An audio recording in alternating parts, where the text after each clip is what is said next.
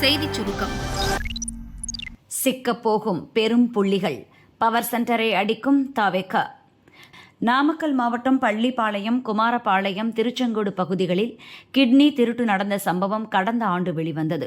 குறிப்பாக நெசவு கூலி தொழிலாளர்களிடமிருந்து சொற்ப காசு கொடுத்து கிட்னி பெறப்பட்டது கடும் அதிர்ச்சியை ஏற்படுத்தியது. இந்த சம்பவத்தில் பலர் கைது செய்யப்பட்ட நிலையில் முக்கிய அரசியல் புள்ளிகளுக்கு தொடர்பு இருப்பதாக சர்ச்சை எழுந்தது. கிட்னி திருட்டு தொடர்பாக திமுகவைச் சேர்ந்த முக்கிய புள்ளியிடம் போலீசார் விசாரணை கூட நடத்தவில்லை என குற்றச்சாட்டு எழுந்துள்ளது. தமிழகம் தாண்டி மகாராஷ்டிரா மாநிலத்தைச் சேர்ந்த விவசாயிகளிடமும் தமிழகத்தைச் சேர்ந்த கும்பல் துணையுடன் கிட்னி திருட்டு நடந்திருப்பது தெரிய வந்தது. கிட்னி திருட்டு கும்பலிடம் கடன் வாங்கி திருப்பி செலுத்த முடியாதவர்கள் கிட்னியை விற்று அதனை செலுத்த நிர்பந்திக்கப்பட்டனர். அவர்களுக்கு கம்போடியா மற்றும் திருச்சியில் உள்ள மருத்துவமனைகளில் சட்டவிரோதமாக அறுவை சிகிச்சை நடத்தப்பட்டுள்ளது. கிட்னியை தானமாக பெறுபவர்களிடம் 50 முதல் 80 லட்சம் ரூபாய் வரை வசூல் செய்துள்ளனர்.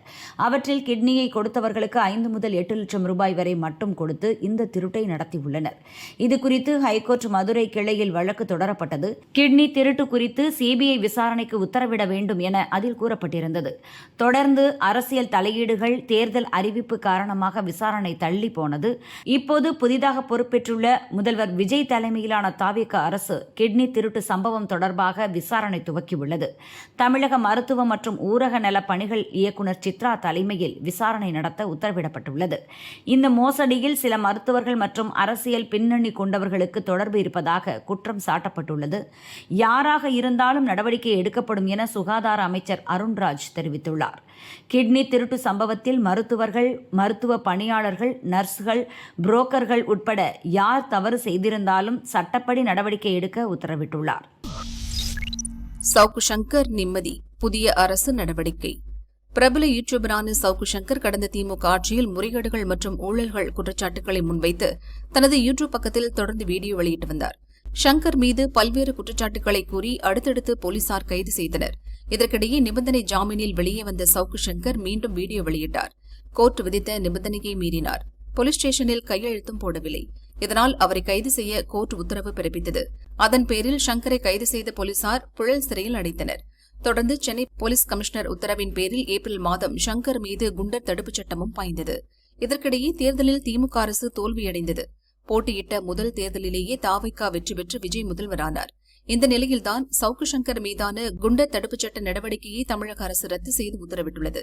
வேறு வழக்குகள் எதுவும் நிலுவையில் இல்லை என்றால் சவுக்கு சங்கர் உடனடியாக சிறையில் இருந்து விடுவிக்கப்படுவார் என்றும் தமிழக அரசு பரபரப்பை கிளப்பியுள்ளது. சீப்பு ஒளிச்சு வச்சா போதுமா, அதுக்கு மேல நான் செய்வேன்.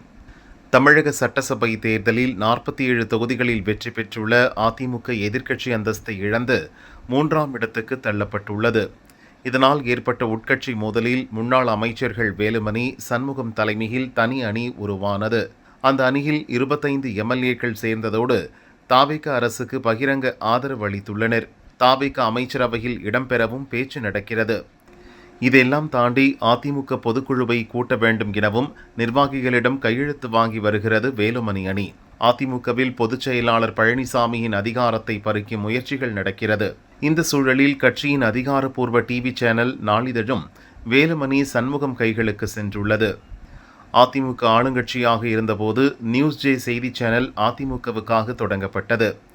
சேனல் நிர்வாகத்தை முன்னாள் அமைச்சர்கள் சண்முகம், வேலுமணி உள்ளிட்டோர் மேற்கொண்டனர். இப்போது சண்முகம், வேலுமணி தரப்பினரை கட்சி பொறுப்புகளில் இருந்து அதிமுக பொதுச் செயலர் EPS நீக்கியுள்ளார்.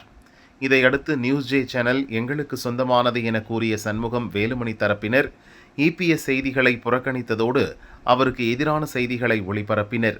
அதேபோல நமது அம்மா நாளிதழும் EPS கையை விட்டு போய்விட்டது. நிறுவனர் பழனிசாமி என்கிற பெயரில் வெளிவந்த நாளிதழ் சில நாட்களாக வேலுமணி பெயரில் வெளியாக துவங்கிவிட்டது. பழனிசாமியை விமர்சனம் செய்தும் அதில் செய்திகள் தொடர்ந்து வெளியாகி வருகின்றன. இந்நிலையில் அதிமுகவின் அதிகாரப்பூர்வ நாளேடான போர்வாள் தமிழ் நாளிதழை கட்சி பொதுச் செயலாளர் பழனிசாமி வெளியிட்டார். கட்சியின் முன்னணி நிர்வாகிகள் இந்த நிகழ்ச்சியில் பங்கேற்றனர். வேலுமணி தரப்பு எந்த வகையில் குடைச்சல் கொடுத்தாலும் தனது முடிவில் இருந்து பின்வாங்க போவதில்லை என்பதில் பழனிசாமி உறுதியாக உள்ளார். அடுத்து பழனிசாமி கட்டுப்பாட்டில் இயங்கும் வகையில் செய்தி சேனல் ஒன்றும் துவங்கப்பட நடவடிக்கை எடுக்கப்பட்டுள்ளது.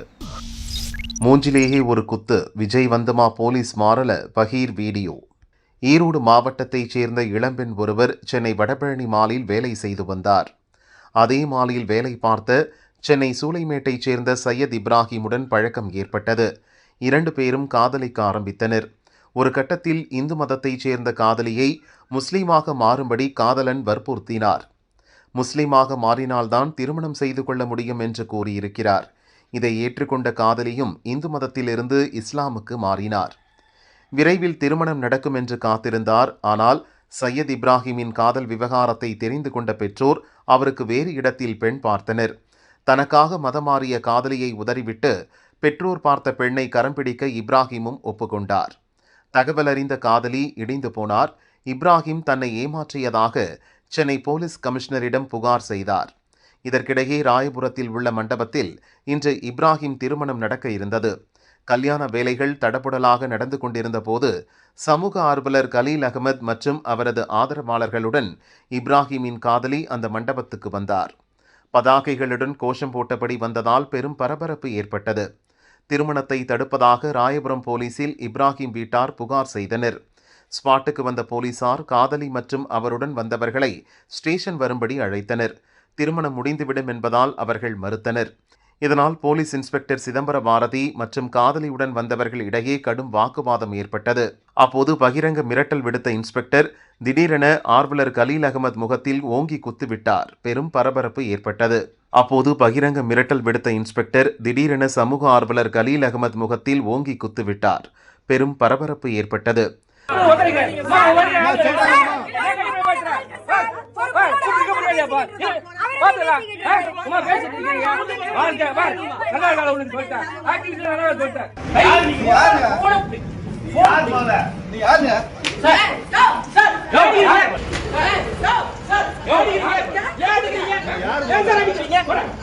பின்னர் போராடிய பெண்ணையும் ஆர்வலர்களையும் போலீசார் ஸ்டேஷனுக்கு அழைத்துச் சென்றனர்.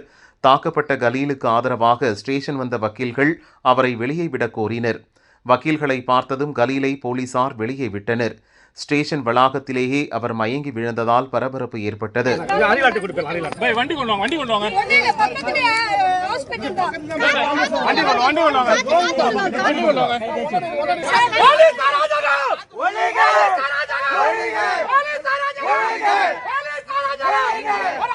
உடனடியாக அவர் மருத்துவமனையில் சேர்க்கப்பட்டார். போலீசுக்கு எதிராக வக்கீல்களும் ஆர்வலர் தரப்பினரும் போலீஸ் ஸ்டேஷனை முற்றுகையிட்டு போராட்டம் நடத்தினர். சம்பவம் குறித்து கேள்விப்பட்ட ராயபுரம் தாவேக எம்எல்ஏ தாமு போலீஸ் ஸ்டேஷனுக்கு வந்து இன்ஸ்பெக்டரிடம் வாக்குவாதம் செய்தார். ஆர்வலரை எப்படி தாக்கலாம் என்று சரமாரியாக கேள்வி எழுப்பினார். அப்போதும் ஆர்வலர்கள் இன்ஸ்பெக்டரிடையே வாக்குவாதம் வந்தது. பின்னர் போலீசார் மற்றும் எம்எல்ஏ தாமு பேச்சுவார்த்தை நடத்தினர்.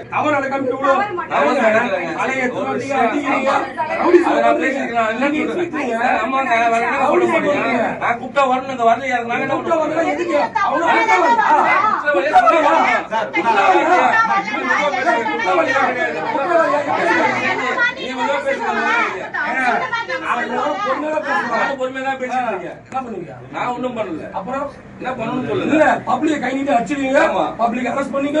அதுக்கப்புறம் ஓடி வாடின்னு பேசுறாரு. இப்பயும் சொல்றேன் யூனிஃபார்ம் கலட்டி காட்டு. ரைட் காட்டு.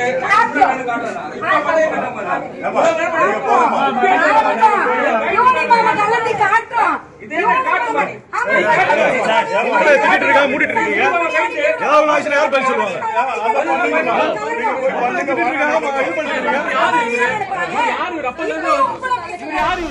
ரிசல்ட் பார்க்க சென்ற மகன் வீட்டில் அம்மாவுக்கு கொடூரம். ராணிப்பேட்டை பொதுத்தரவை சேர்ந்தவர் பெயிண்டர் ரவி. இவரது மனைவி தேவி. மனைவியின் நடத்தையில் சந்தேகமடைந்த ரவி அடிக்கடி தகராறு செய்து வந்தார். 10ஆம் வகுப்பு முடித்த மகன் ரிசல்ட் பார்க்க என்று பள்ளிக்கூடம் சென்றார். அதே நேரத்தில் கணவன் மனைவி இடையே மீண்டும் வாக்குவாதம் வந்தது. தேவியை கழிவறையில் தள்ளி அவரது தலையில் கல்லை போட்டு கொடூரமான முறையில் கொலை செய்தார் ரவி. ரிசல்ட் பார்த்துவிட்டு தாயிடம் வெற்றி செய்தியை சொல்ல வீட்டிற்கு வந்த மாணவன் கழிவறையில் தாய் கொல்லப்பட்டு கிடந்ததைக் கண்டு அதிர்ச்சியடைந்தான். கதறி அழுதான். ஸ்பாட்டுக்கு வந்த போலீசார் தேவி உடலை கைப்பற்றினர். ரவியை கைது செய்து விசாரிக்கின்றனர். தூங்கி வழிந்த போலீஸ்காரர்கள், கைதி ஓட்டம், நெல்லையில் ஷாக். திருநெல்வேலி மாவட்டம் பரப்பாடி பகுதியைச் சேர்ந்தவர் அலெக்ஸ் சாம்ராஜ். இவர் அங்குள்ள ஒரு காய்கறி கடையில் தகராறு செய்து பொருட்களை சேதப்படுத்தியதாக கூறப்படுகிறது. இது தொடர்பாக போலீசார் வழக்கு பதிந்து அலெக்ஸ் சாம்ராஜை கைது செய்தனர். பின்னர் திருநெல்வேலி மத்திய சிறையில் அடைப்பதற்காக அவரை அழைத்துச் சென்றனர். செல்லும் வழியில் தனக்கு உடல்நலக்குறைவு இருப்பதாக போலீசாரிடம் அலெக்ஸ் சொன்னார். அதை கேட்ட போலீசார் அவரை திருநெல்வேலி அரசு மருத்துவக் கல்லூரி மருத்துவமனையில் அட்மிட் செய்தனர். விஜய நாராயணம் ஸ்டேஷன் கான்ஸ்டபிள்கள் முத்துராமலிங்கம், லட்சுமணன் ஆகியோர் கைதியை கண்காணித்தனர். போலீசார் அசந்த நேரம் பார்த்து அலெக்ஸ் சாம்ராஜ் ஹாஸ்பிட்டலில் இருந்து நைஸாக தப்பினார். கைதி தப்பி ஓடியது தெரிந்ததும் போலீசார் அதிர்ச்சி அடைந்தனர். மருத்துவமனை முழுதும் தேடினர், கைதி கிடைக்கவில்லை. உடனடியாக மேலதிகாரிகளுக்கும் தகவல் தெரிவித்தனர். தேடுதல் பணி தீவிரப்படுத்தப்பட்டது. திருநெல்வேலி புதிய பஸ் நிலையத்தில் கைதி அலெக்ஸ் சாம்ராஜ் பிடிபட்டார்.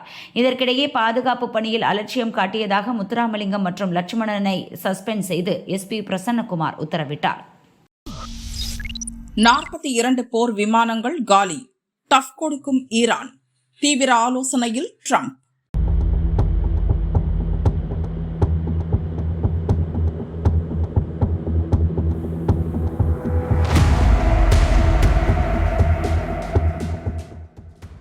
ஈரான் இஸ்ரேல் இடையே ஏற்பட்ட மோதலில் இஸ்ரேலுக்கு ஆதரவாக களமிறங்கிய அமெரிக்கா ஈரான் மீது குண்டுமழை பொழிந்தது.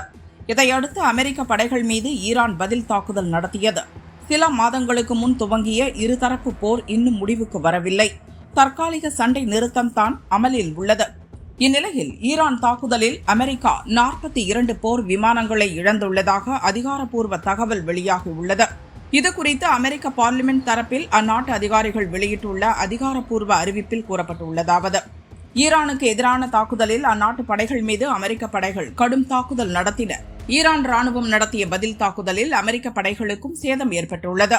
அந்த வகையில் அமெரிக்காவின் 24 ஆளில்லா விமானங்கள், எரிபொருள் நிரப்பும் விமானங்கள் 7, ஈகிள் ரக போர் விமானங்கள் 4, வான்வழி எச்சரிக்கை மற்றும் கட்டுப்பாட்டு விமானம், ஹெலிகாப்டர், ட்ரோன் உட்பட மொத்தம் 42 விமானங்கள் மற்றும் பல்வேறு போர் உபகரணங்கள் கடும் சேதம் அடைந்துள்ளன என்று அதில் கூறப்பட்டுள்ளது.